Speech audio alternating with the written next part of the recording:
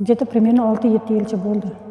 Mana shu kasallikni 6-7 yildan beri shu psoriaz bilan kasallanib kelasiz.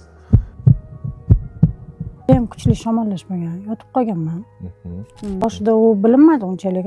Ozgina qizarib, ozgina qichishib yurdi, keyin borgan sari aniqlashtirish psoriaz bo'lib ketgan. Ko'pchilik mijozlarimiz birinchi paydo bo'lgan paytida buni allergik kasallik deb o'ylaydida, noto'g'ri muolaja qilishadi. Birdaniga boshlandi.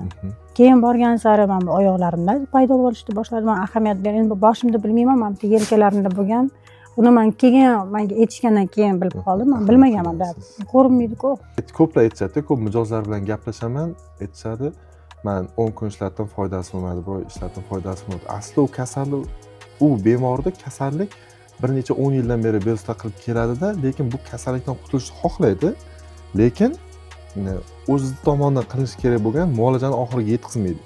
Shampungacha shampunlari ham bor ekan masjidga. Ulargacha ham qilganman, foydasi yo'q. Ishonmadim boshida. Juda ikkilandim. Aldab ketsa kerak deb o'ylab. Endi bizning asosiy maqsadimiz mahsulot sotish emas, ya'ni o'sha realizatsiya qilish emas, xalqimizni o'sha kasallikdan qutqarish, ya'ni qanchadir yordam berishni ko'rsatishimiz kerak. Endi Xudoning ixtiyori bilan bu kasallikdan hozircha uxlatib qo'ydik. Xudo xolasa uzoq muddat uxlaydi bu kasallik. Ilohim shunaqa qilsin. Biz bir sababchimiz, sizga yordam berganidan xursandmiz.